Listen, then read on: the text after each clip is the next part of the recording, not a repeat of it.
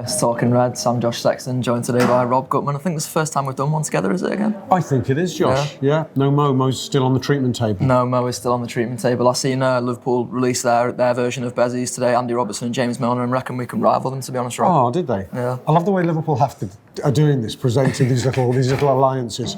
It's better. Do you remember in old money, like in the 90s, used to and the 2000s? I don't, Rob, no. No, you don't. No, you don't. I mean, it's not that long ago. Used to talk about cliques in the dressing room. Now we have BFFs. Yeah. That sort of thing. I think we can rival Robertson and Milner, though, don't you? Absolutely, yeah. Who's who? I've got to be Milner. I'm older. I reckon that's probably fair. I'm the wee one. This is a bit of an injury special today on Talking Reds. To be honest, there's lots of injuries to sink our teeth into. No less Mo's, which has left him ailed and out of this video. Fittingly, yeah. I thought he should have had pain-killing injections to get him down here. Well, that seems to be what's been the doing for Trent Alexander-Arnold, reportedly, isn't it? That he got injured in the warm-up before the Brighton game at the weekend, has sort of soldiered on, and then now it seems that he's going to be out for a month, which is a blow, isn't it? Yeah, it is a bit strange. I mean, he went down with an ankle injury, received painkilling injections and strapping for that. But the injury is a knee injury, isn't it? I think. Is it? Yeah, I don't think it's the ankle. So possibly numbed from any feeling and sensitivity. He took his knee to limits it never knew it had. It is a bit of a blow, but there are parts of this squad where, you're shrugging and what. The only thing, my first reaction is, thank God it's not Mo. Thank God it's not Mo. Thank God it's not Sadio. Thank God it's not Sadio. Thank God it's not Virgil. Yeah, I was going to say. So when I hear like Henderson's got a knock or Ginny's got a knock, Trent, all good players, but not the best lads. No offence, Trent, you're only 19. But they're saying not that long, our scarcity of games helps. Yeah, so David Maddock from the Mirror actually came out on Twitter, because I think there was a few people who sort of let's say lost their heads for the sake of Paul Senior in this occasion. But Dave Maddock said he's only due to miss 3 games. I think they've sort of they've over projected what he was meant to be out for. So they've said a month, and I think that's sort of worst case scenario is that it could be a month, but he could be back sooner. So they're expecting 3 games, and there's obviously the positives of Gomez coming back soon. Matip was on the bench of the weekend, so he can go back into centre half to sort of meet out that defence a bit. Milner obviously can play there. I think they're the sort of options you got. But who can't play there? Yeah. for Fabinho, yeah. I mean, for Fabinho can, Rafa Camacho can. That's the case because obviously some people on social media, including Paul, referenced, and I have to say I partially agree with Paul on this. Well, 60-70% agree with him on this. It does sort of make you wonder what the wisdom of letting Klein go now was. 6 more months wouldn't have been the end of his career to have hung in there. Klein starts as the go-to cover for right back. 3 weeks ago, in a massive game at Anfield against Man United, Jurgen Klopp trusts that footballer, thinks he's good, and he justified that belief, he vindicated it. Now, we very casually rattle off names of deputy right backs, but I can quickly knock them back the other way and go, Fabinho hasn't kicked a ball at right back for Liverpool, and apart from a couple of appearances for Brazil, hasn't played there for quite some time. He hadn't done it centre half before the Wolves game either, to be fair. No. You could argue back against that. But I don't think anyone's arguing that they're happy for Matip to be out the rest of the season. Yeah, of because the other knock-on effect is, here's another name, Gomez. Gomez can play right back, but we want him at centre back. We don't want to have to rearrange the team if we can. James Milner does not like playing full back. We know that. He's also, there's always a knock-on effect. Like, we would have liked Fabinho in midfield against Wolves. We had to play him centre-back, did fine. How much better would we have done had one of our centre-halves been fit? So, we started the season with this crop of players. It's a balance. There's no wrong and right here, I think. There's my conclusion. No wrong, no right. Yeah, I think one of the probably confusing things about the Klein situation for most people is that it was a loan, and there's not meant to be a view to a permanent move either. I suppose for Liverpool it's a way of putting him in the shop window, expecting him to not get much football. But then I also don't think they can foresee Trent getting injured. I imagine if Trent was to be injured at the time, there's probably more of a decision to make. But like you say, there's Camacho who you think probably falls into about 3rd choice now, and he played for the under-23s the other night and scored. He was playing up front for the under-23s. Yeah. So he's obviously versatile. I think there's a load of lads there who are versatile enough to play there. I think you could make a case for Wijnaldum or a Henderson even playing there. I know Henderson's filled in there a bit, yeah. But we can cope. But we are trying to win a league. What I would say is, if you rewound the clock 3 weeks, and you say who are your first 3 calls for right back, and I'd say this in the aftermath of the Man United game, I think everyone would have gone, Well, ideally, Trent, and if Trent wasn't fit, because I'd want Gomez to stay where he was, Kleiny could do a job. Some might have said, well, Milner could be pulled across, but I think Kleiny would have been in people's top 3, given other considerations in the squad. So there's coping, sure, we can cope, no problem. But there's a league to win, so we want our maximised situations. I just wonder, where was the big win for LFC in Kleiny doing a loan? As you said, a bit of shop window, but he's virtually out of contract anyway. So we're not going to get any big fee for him. I think he could have been talked round. But, I'm not on the inside.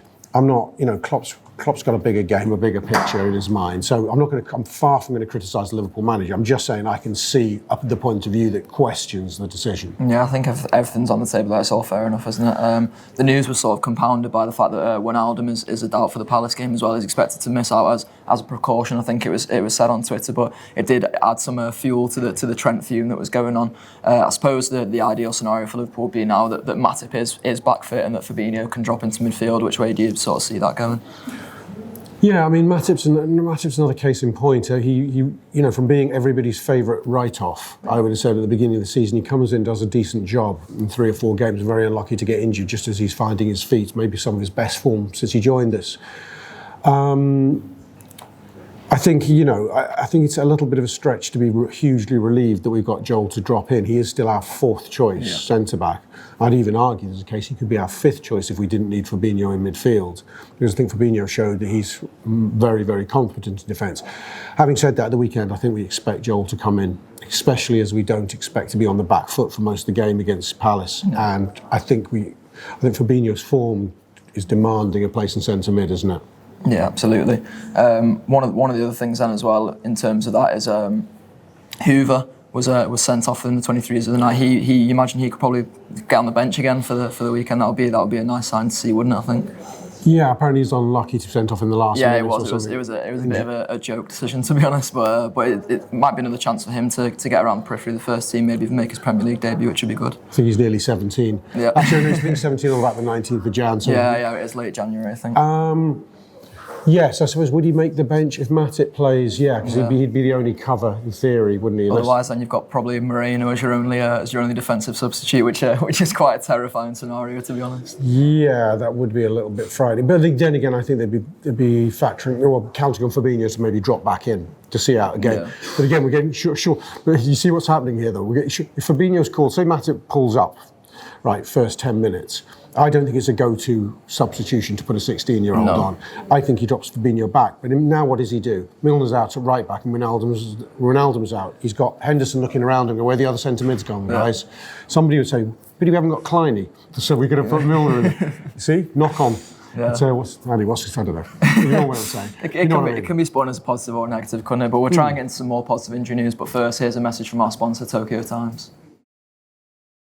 Tokyo Time are partnering us throughout this season, sponsoring Talking Reds, and we're delighted they are doing so. They are a premium headwear company based here in Liverpool but represented throughout the world. Here's a really cool video that made the shows a little bit more about what they're about. They're supporting us this season, so make sure you support them. Perfect.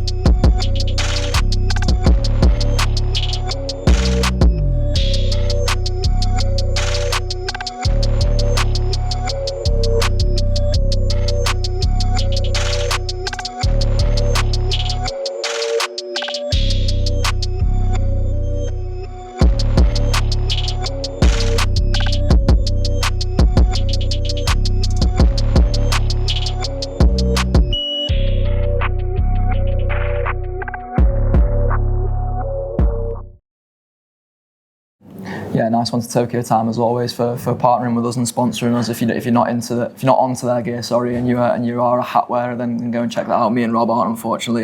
Mo would usually be the one who so willingly models them, but he sleeps in them. Yeah, he does.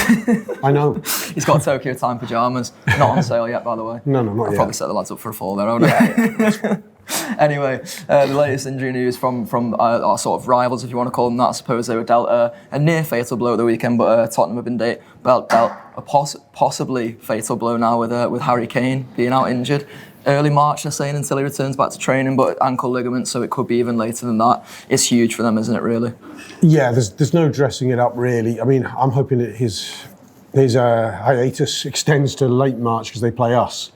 And they play City for 5 games from the end of the season, so hopefully he's nicely back and fresh for that one. I suppose have lived without Harry Kane in the past. So I think people are a little quick to think that their wheels fall off just on this back of this. I think alone. they usually have deputised Son up front, though, haven't and they? he's missing a couple of games. Yeah. But he's not out Son's not unavailable for a while. I think it's mid-Feb, so not probably about a month, I reckon. Oh, really? It's that long? Okay. Yeah. Not a good time to be fair. And not a good time to fall 9 points off the pace either. Absolutely not, no. Are they gone in the title race? Probably. But I think Spurs fans I know from back home in London used to say, well, we're saying to me, pre-Christmas they got to within a handful of points of us, didn't they? And they said, I'm not quite sure how we've got here, but hey, what the heck. I think we're beginning to see that they're a very good team, but maybe not quite as elite as we are and City are. I think it's their depth being exposed as well. Dan Morgan wrote an article about his column for us last week, and he sort of almost made a prelude to this, is that Spurs had the players who went furthest into the World Cup. Harry Kane had played so many minutes, and then all of a sudden he's pulling up at the end of the United game, and Fernando Llorente is probably the one you expect to step in, and you'd sort of say he's a good striker. He was good for Swansea, but that's good for Swansea. It's not where you need to be pushing for the top place, is it really? Yeah, I wonder how they cope, whether they bring him in or they sort of play with a front three with no striker, or whether they sort of devise a system where you got Eriksen, Ali, and I mentioned Lamela, possibly, and then strengthen the midfield behind them. I don't know. It's interesting to see how they'll cope. What are the next 2 games? Do we know? I'm not sure, actually. It was on your latest overview show, wasn't it? So if you're interested in checking that out, then go and have a listen. Plug. Yeah, I tell you, it isn't. It isn't any one of the other top 6. I'm 90% sure of that. So they might be able to dog a 1-0 here or then. It's a big 2-3 weeks for them, isn't it? Yeah, and let's hope they come out the other side completely scathed, if that's the way you can pitch it. Yes, absolutely. Yeah. In terms of releases today, though, obviously, if you do subscribe to Talk Player and you want to get on Rob's overview, me and Rob were both on it, and it was a very interesting show, wasn't it? The pro review is out today as well, and we've also got a special podcast that me and Craig recorded in Stuttgart with a Bayern Munich fan. We discuss the perceptions of Klopp in Germany. We talk about German fan culture compared to English fan culture, and also the upcoming Bayern game, obviously, because he is a Bayern Munich fan. But that's all from us today. Nice one, Rob. Thank you. Cheers.